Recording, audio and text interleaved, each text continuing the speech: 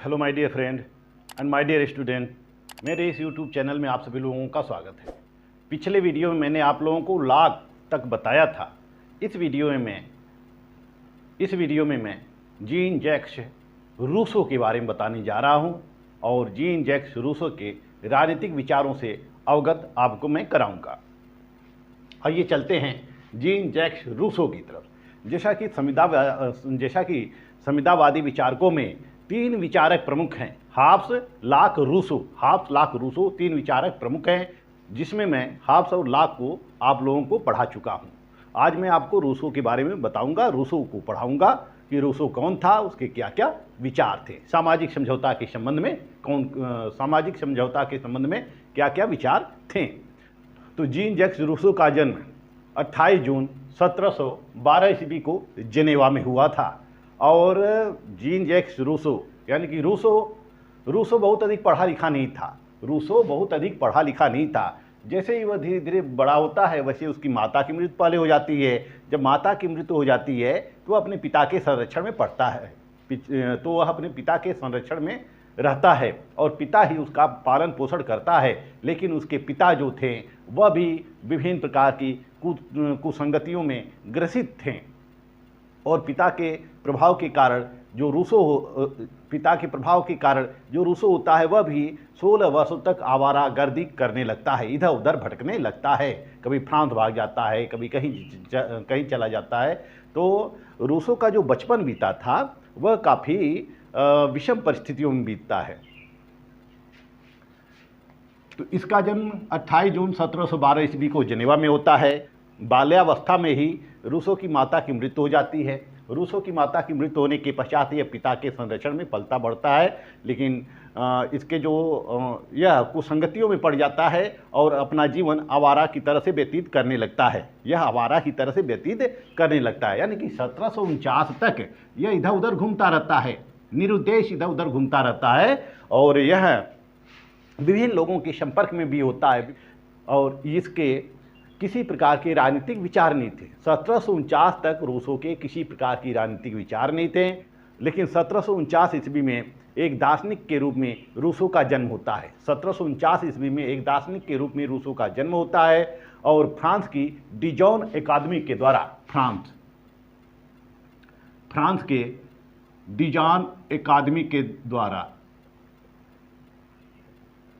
France के डिजॉन अकादमी के द्वारा एक प्रतियोगिता आयोजित की जाती है।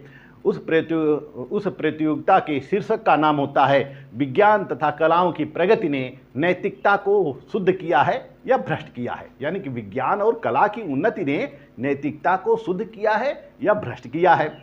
यह शीर्षक होता है डिजॉन अकादमी के द्वारा आयोजित प्रतियोगिता का।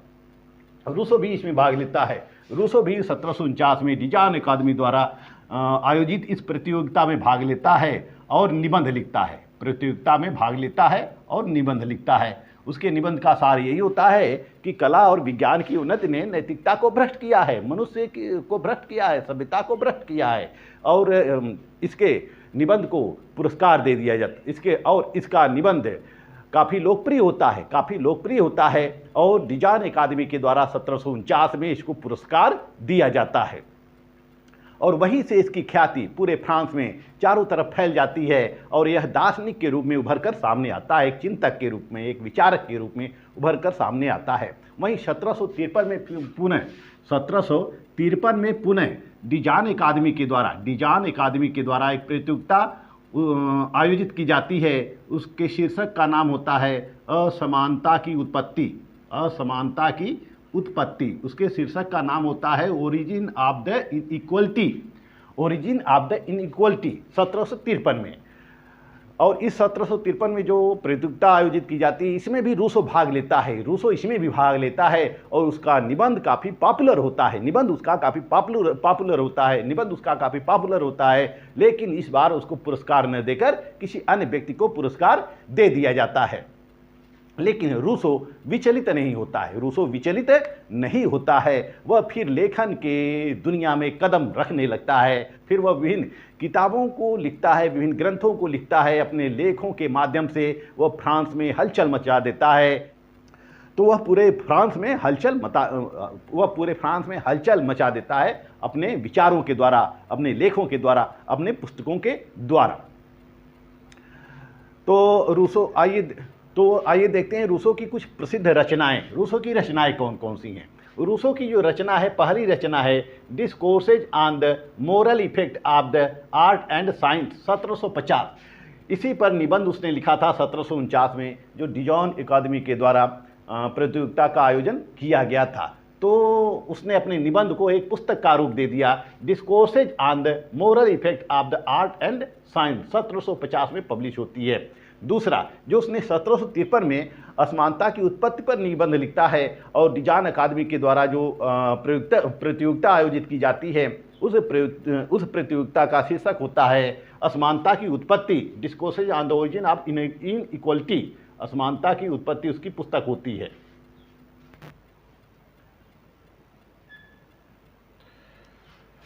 तो दूसरी पुस्तक वो लिखता है डिस्कोर्सेज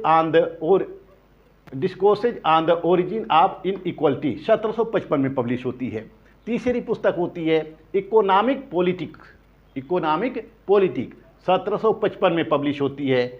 न्यू इलोइज्म, चौथी पुस्तक है न्यू इलोइज्म, या इसको न्यू हेलोइज्म कहा जाता है, यह 1761 में पब्लिश होती है।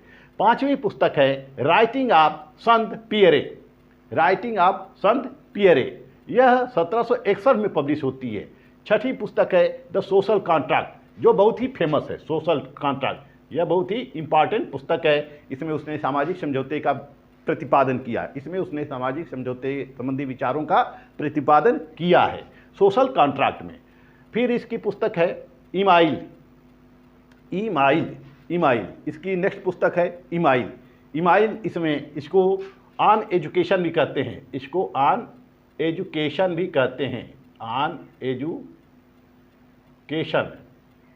इमाइल को, यह शिक्षा पर लिखी गई ग्रंथ है। फिर नेक्स्ट पुस्तक है लेटर्स द ला मोन्टेन, 1764 में पब्लिश होती है। कन्फेशंस, नवीं इसकी पुस्तक है कन्फेशंस, यह कन्फेशंस इसका पब्लिकेशन 1782 में होता है। फिर द रेवरीज 1782 में होता है। The dialogues constitution of Corsica. फिर नेक्स्ट जो है पुस्तक the consideration of the government of Poland, 1778 में ये पब्लिश होती है। तो इस तरह देखते हैं कि रूसो अपने जीवन में विभिन्न पुस्तकों का प्रतिपादन करता है। यह उसकी कुछ सेलेक्टेड पुस्तकें हैं, वैसे तो उसकी पुस्तकें ढेर सारी हैं, लेकिन उसमें से जो इम्पॉर्टेंट है वह मैंने आपको इस वाइट बोर्ड पे लिख दिया है, वह मैंने आपको बता दिया है। ये इसकी मुख्य रचनाएं होती हैं। अब आइए देखते हैं रूसो के राजनीतिक विचारों की तरफ, राजनीतिक विचार, पॉलिटिकल थॉट की तरफ।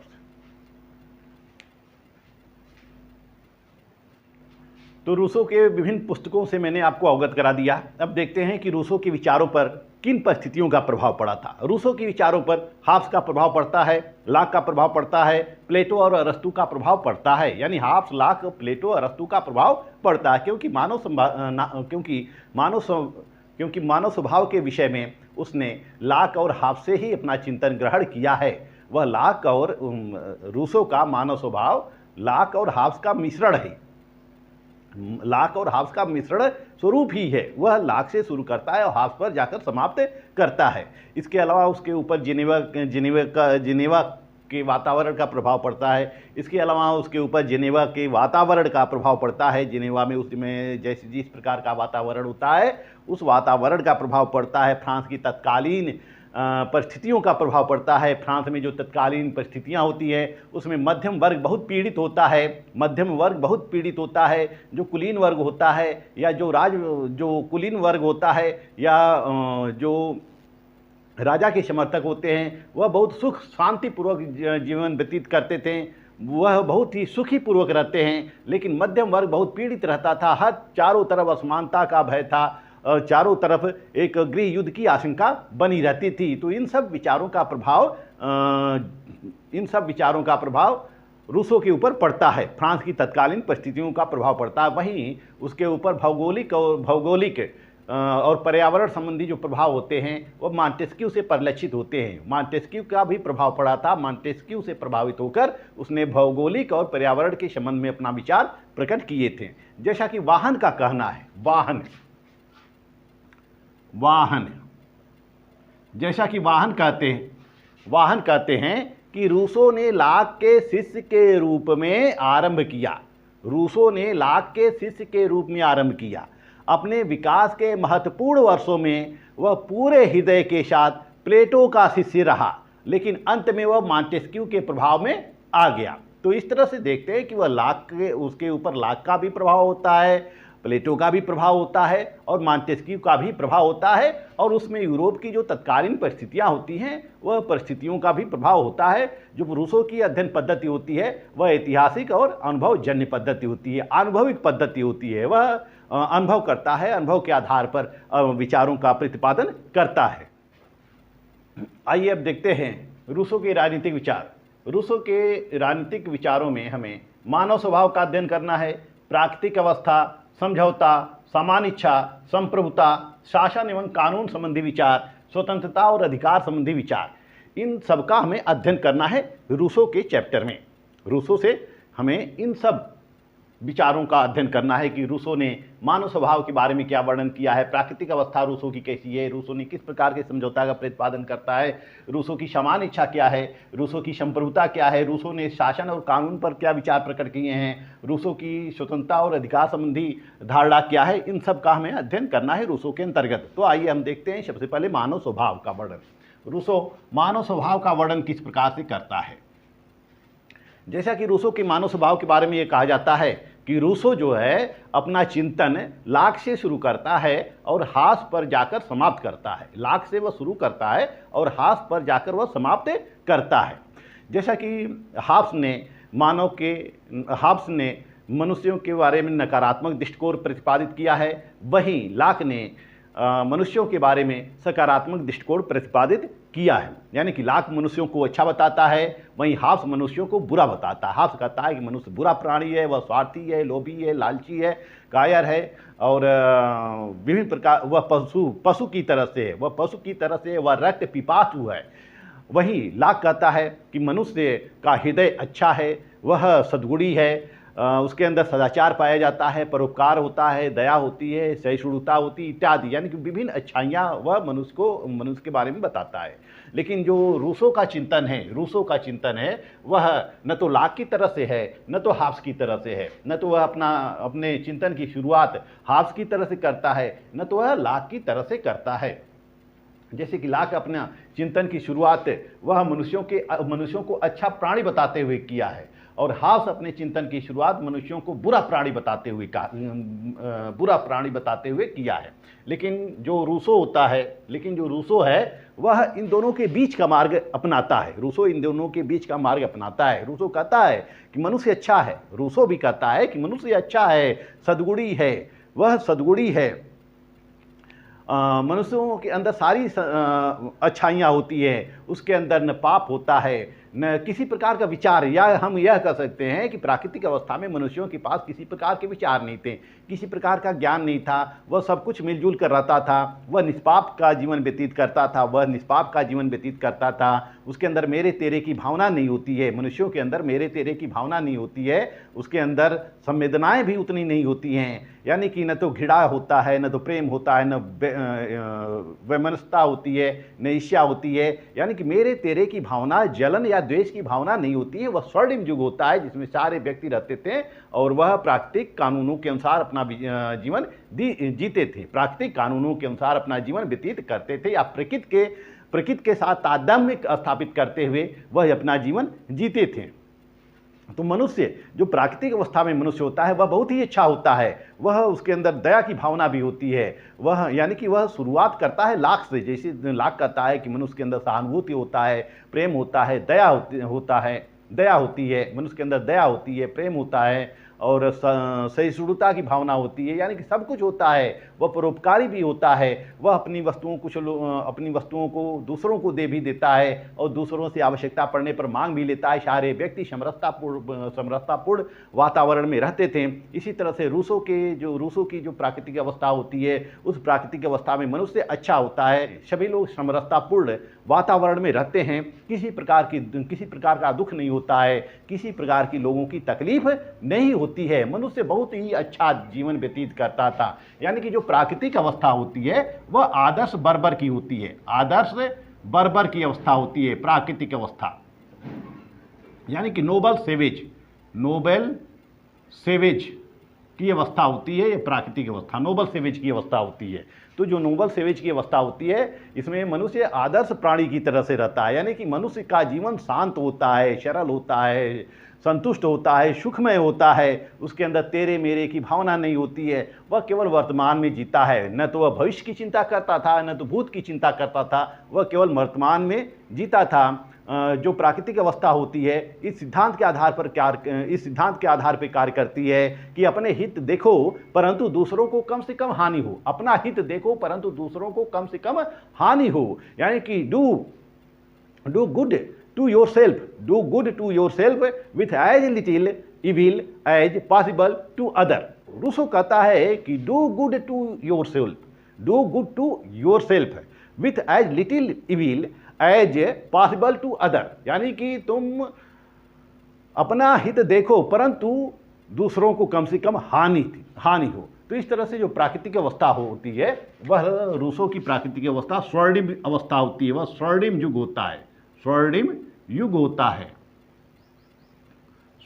होता है। लेकिन वह कहता है कि प्राकृतिक अवस्था का अंत कैसे हुआ। प्राकृतिक अवस्था में सभी लोग सुखी जीवन व्यतीत करते थे, सभी लोग अच्छा जीवन व्यतीत करते थे। तो फिर प्राकृतिक अवस्था में कठिनाइयां क्या पैदा हो गई।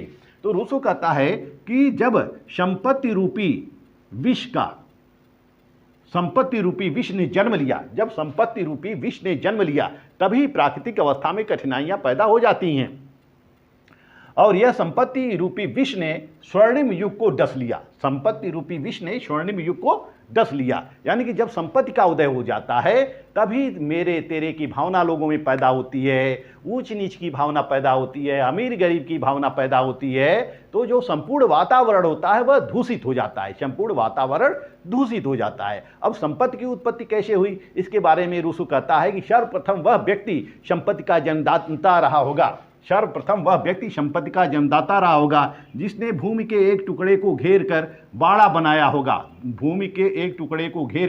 बनाया होगा और कहा कि यह मेरा है। और सभी मूर्खों ने उसको मान लिया कि यह उसका है। यहीं से संपत्ति का उदय होता है। जब संपत्ति का उदय होता है तो सभी लोग संपत्ति प्राप्त करने के इच्छुक हो जाते हैं। अब मनुष्य एक दूसरे का दुश्मन बन जाता है। यानी कि अब हम हाब्स के प्राकृतिक अवस्था में पदार्पण करते हैं। ला की प्राकृतिक अवस्था बहुत अच्छी होती है, उसमें किसी प्रकार की तकलीफ नहीं होती है। तो इसी तरह से रूसों की जो प्राकृतिक अवस्था होती है शुरुआती दौर में बहुत अच्छी होती है, उसमें किसी प्रकार की लोगों को तकलीफ नहीं होती है, किसी प्रकार की कठिनाइयाँ नहीं होती हैं, किसी प्रकार का संघर्ष नहीं होता है। लेकिन जब संपत्ति का उदय होता है तो लोगों का मन दूषित हो जाता है। लोग संपत्ति पाने के लिए संघर्ष करने लगते हैं और जो समाज होता है विभिन्न वर्गों में विभक्त होता है। जो एक संपत्ति का मालिक बन जाता है, दूसरा जिसके पास संपत्ति नहीं होती है वह या तो दास बन जाता है या तो श्रमिक बन जाता है, संपत्तिहीन बन जाता है। तो समाज में अमीर वर्ग और गरीब वर्ग, दो वर्गों ने जन्म ले लिया। तो रूसो कहता है कि संपत्ति के उदय से अनेक प्रकार के दुर्गुणों का जन्म हुआ। यानी कि जब संपत्ति की उत्पत्ति हो जाती है तो अनेक प्रकार की बुराइयां भी जन्म ले लेती हैं। संपत्ति की उत्पत्ति से अनेक प्रकार की बुराइयां भी उत्पन्न हो जाती हैं।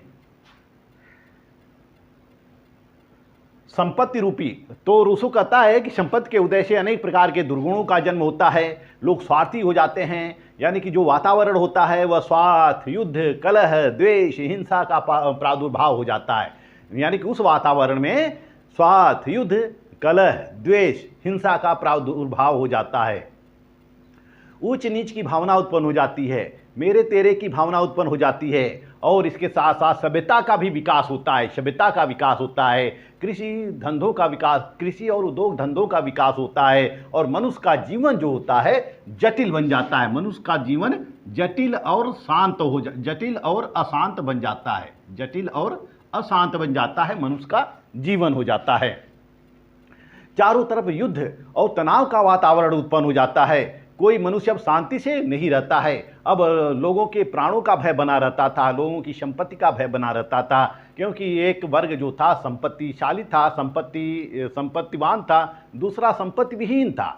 तो जो संपत्तिवान होते हैं उनको डर लगा रहता था कि कब कोई आवे और संपत्ति उनकी छीन ले। यानी कि जो मनुष्य की जो प्राकृतिक अवस्था में मनुष्य स्वतंत्र रहता था, अब मनुष्य की स्वतंत्रता परतंत्रता में बदल जाती है, मनुष्य की स्वतंत्रता परतंत्रता में बंधल जाती है। इसीलिए रूसो कहता है कि मनुष्य स्वतंत्र उत्पन्न होता है, परंतु वह सर्वत्र जंजीरों में जकड़ा हुआ है, सर्वत्र वह बंधनों में जकड़ा हुआ है। रूसो कहता है कि man is born free but he is everywhere in chain. यानी कि मनुष्य तो मुक्त पैदा होता है, वह स्वतंत्र पैदा होता है, लेकिन सर्वत्र वह जंजीरों में जकड़ा होता है। जब पूरे समाज में अशांति फैल जाती है और लोगों का जीना हराम हो जाता है, लोग संपत्ति की रक्षा करने के लिए अनेक प्रकार के कानून बनाने लगते हैं, लोग अपनी संपत्ति की रक्षा के बारे में सोचने लगते हैं और शांतिपूर्वक जीवन यापन के बारे में सोचने लगते हैं, क्योंकि जो संघर्ष का वातावरण होता है वह अधिक दिनों तक नहीं रहता है, लोग झेल नहीं पाते हैं। तो सभी लोगों ने मिलकर क्या किया, अब समझौता किया। सभी व्यक्तियों ने मिलकर अब समझौता किया और सभी लोग मिलकर एक समझौता करते हैं। अब चूंकि उस समय जो वातावरण होता है वह अराजकतापूर्ण होता है, तो अराजकतापूर्ण वातावरण से छुटकारा पाने के लिए सारे व्यक्ति समझौते करने के लिए विवश हो जाते हैं। और इस समझौते के तहत मनुष्य ने अपने सारे अधिकार और सारे शक्तियां एक समाज को समर्पित कर दिया। एक समाज को समर्पित कर दिया, यानी कि समस्त समाज को समर्पित कर दिया। मनुष्यों ने अपने सारे अधिकार और सारी शक्तियां एक समष्टि या समाज को अर्पित कर देते हैं और सारे व्यक्ति यह प्रतिज्ञा करते हैं कि हम में से प्रत्येक व्यक्ति अपने शरीर और शक्ति को अन्य सबके साथ संयुक्त रूप से सामान्य इच्छा के निर्देशन में रखते हैं। अन्य सबके साथ संयुक्त होकर समान इच्छा के निर्देशन में रखते हैं और हम अपने सामूहिक रूप में प्रत्येक व्यक्ति को समष्टि के अविभाज्य अंग के रूप में ग्रहण करेंगे। यानी कि जो समष्टि है यह अविभाज्य है और अविभाज्य के रूप में हम सभी लोग इसके आदेशों का पालन करेंगे। हम सभी लोग अपने सभी शक्तियां और अधिकारों को इस समान इच्छा में समर्पित करते हैं और समान इच्छा के निर्देशों के अनुसार हम पालन करेंगे। तो इस तरह से सामाजिक समझौता होता है। उस सामाजिक समझौते के तहत शासन की स्थापना होती है। तो रूसो के अनुसार समझौते के द्वारा जिस समाज की स्थापना होती है, यानी कि समझौते के द्वारा जिस समाज का निर्माण होता है वह पूर्णतया एकताबद्ध होता है और पूर्णतया नैतिक होता है। वह समाज कैसा होता है, एकताबद्ध होता है। समाज एकताबद्ध है यानी कि संगठित होता है, एकताबद्ध होता है और पूर्ण रूप से नैतिक होता है। एकताबद्ध और पूर्ण रूप से नैतिक होता है। रूसो कहता है कि समझौता करने वाले प्रत्येक व्यक्ति के व्यक्तिगत व्यक्तित्व के स्थान पर समुदाय बनाने की इस प्रक्रिया से एकदम नैतिक तथा सामूहिक निकाय का जन्म होता है। बिल्कुल नैतिक और सामूहिक निकाय का जन्म होता है। यह जो निकाय का जन्म होता है यह नैतिक होता है और सामूहिक होता है। यह नैतिक और सामूहिक निकाय का जन्म होता है जो कि उतने ही सदस्यों से मिलकर बना होता है जितने कि उसे उसमें मत देने वाले होते हैं। यानी कि जो ये समाज का निर्माण होता है, इस समाज में रहने वाले जितने लोग होते हैं सारे लोगों अपनी इच्छाओं का समर्पण इसमें कर देते हैं, अपनी समान इच्छा का समर्पण इसमें कर देते हैं और इसी समान इच्छा के निर्देशों के अनुसार वह पालन करने लगते हैं। तो इस तरह से रूसो के प्राकृतिक अवस्था का अंत हो जाता है और एक समाज और राज्य का जन्म होता है। लोग अपने सारे अधिकारों को एक समान इच्छा में समर्पित कर देते हैं। अब समान इच्छा एक शासन की स्थापना करता है और यही शासन सबके लिए कानून बनाता है और सभी लोग इसी से शासित होते हैं, यानी सामान्य इच्छा से शासित होते हैं।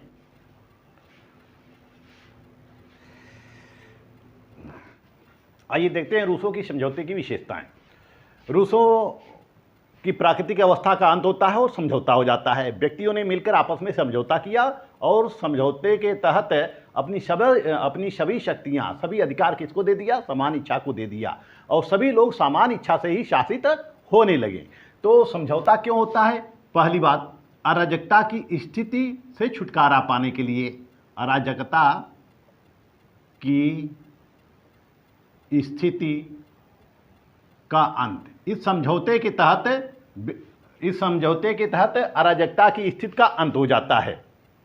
अराजकता की स्थिति का अंत हो जाता है और अब सभी लोग कानून और न्याय व्यवस्था का पालन करने लगते हैं। एक ही सरकार के अधीन हो जाते हैं, सरकार का उनके ऊपर नियंत्रण स्थापित हो जाता है और कोई भी अपराध अब नहीं करता है, कोई भी अपनी मनमानी नहीं करता है, सभी लोग कानूनों का पालन करते हैं। दूसरी बात ये होती है उसके समझौते की, मनुष्य अपने संपूर्ण अधिकारों का समर्पण कर देते हैं, संपूर्ण अधिकारों का और शक्तियों का समर्पण कर देते हैं। किसमें? सामान्य इच्छा में समर्पण कर देते हैं। मनुष्य अपने संपूर्ण अधिकारों का समर्पण कर देता है, संपूर्ण समाज को करता है। समर्पण करता है किसको? समाज को, संपूर्ण समाज को समर्पण कर देता है। तीसरी विशेषता है उसके समझौते की कि व्यक्ति समान इच्छा के अधीन हो जाता है। व्यक्ति किसके अधीन हो जाता है? सामान्य इच्छा के अधीन हो जाता है। यह जो सामान्य इच्छा होती है यह राज्य की, यह समाज की सर्वोपरि इच्छा होती है और यही सर्वोच्च होती है और यह सर्वोच्च होने के साथ साथ अदेय होती है, अविभाज्य होती है। तो सामान्य इच्छा के अधीन सारे व्यक्ति बंध जाते हैं, इस सामान्य इच्छा का पालन करने लगते हैं, इसी सामान्य इच्छा का पालन लोग करने लगते हैं। लेकिन रूसो कहता है कि व्यक्ति अपने संपूर्ण अधिकारों का समर्पण तो समाज को कर देता है, सामान्य इच्छा को तो कर देता है, लेकिन व्यक्तिगत अधिकारों का समर्पण नहीं करता है। व्यक्तिगत अधिकारों का समर्पण वह नहीं करता है। उसके जो व्यक्तिगत अधिकार हैं उसके पास ही सुरक्षित हैं। अब यह समाज ही तय करता है कि कौन से व्यक्तिगत अधिकार होते हैं, कौन सार्वजनिक अधिकार होते हैं, यह समाज तय करता है, यह समान इच्छा ही तय करेगी। और जो समझौते की स्थापना होती है, समझौते के तहत पूरे राज्य में, पूरे समाज में सामूहिक एकता की स्थापना होती है, सामूहिक एकता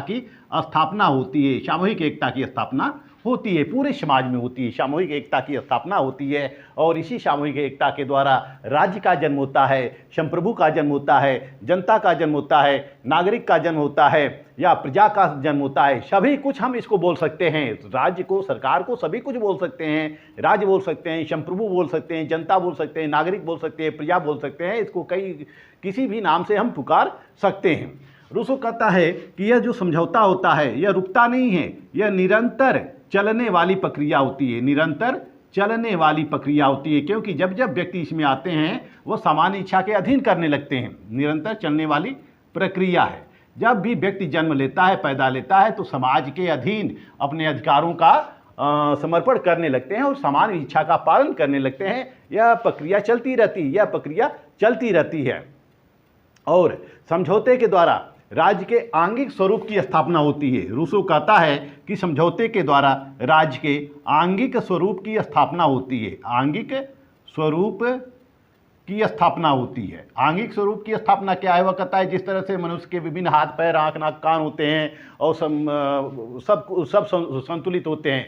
मनुष्य के शरीर में जितने भी पार्ट होते हैं सब संतुलित होते हैं और समन्वित होकर कार्य करते हैं और पूरे शरीर पर मस्तिष्क का कंट्रोल बना रहता है। इसी तरह से राज्य में भी जो होते हैं विभिन्न व्यक्ति जब होते हैं तो वह व्यक्ति समान इच्छा में सहयोग करने लगते हैं। यानी कि जिस तरह से मनुष्य के विविध अंग होते हैं उसी तरह से राज्य में भी विविध अंग होते हैं। यह एक दूसरे के साथ समन्वय और सहयोग करते रहते हैं और समान इच्छा के निर्देशन में कार्य करते रहते हैं। रूसो कहता है कि जो समझौता होता है वह एक ही समझौता होता है, समझौता जो होता है वह एक ही समझौता होता है, जबकि लाक भी दो समझौते की बात करता है, हाब्स एक समझौते की बात करता है, लेकिन यहाँ पे रूसो लाख दो समझौते की बात करता है, लेकिन यहाँ पर रूसो जो है वह एक ही समझौते की बात करता है। वह कहता है कि सामान्य इच्छा पर आधारित संपूर्ण प्रभुत्व संपन्न राज्य की स्थापना होती है। रूसो कहता है कि सामान्य इच्छा पर आधारित संपूर्ण प्रभुत्व संपन्न राज्य की स्थापना होती है। केवल समझौता एक ही होता है और उस समझौता नहीं होता है। राज्य की स्थापना इस समझौते के द्वारा होती है और समझौते के द्वारा जो राज्य होता है, यानी कि जो सामान्य इच्छा द्वारा शासित होता है, वह संपूर्ण प्रभुत्व संपन्न होता है, यानी कि वही संपूर्ण प्रभुत्व संपन्न होता है, यानी कि वही संप्रभु होता है। वही क्या होता है? संप्रभु होता है। उसी के द्वारा राज्य की स्थापना होती है। तो इस तरह से रूसो की समझौते की कुछ विशेषताएं भी हमें परिलक्षित होती हैं। आइए अब चलते हैं रूसो की समझौते की आलोचना की तरफ। आइए चलते हैं अब रूसो की आलोचना की तरफ, रूसो के सामाजिक समझौते के सिद्धांत की आलोचना की तरफ। जैसा कि रूसो कहता है कि जो प्राकृतिक अवस्था का वर्णन करता है रूसो, यह प्राकृतिक अवस्था कभी थी ही नहीं। यह प्राकृतिक अवस्था जो है यह काल्पनिक है।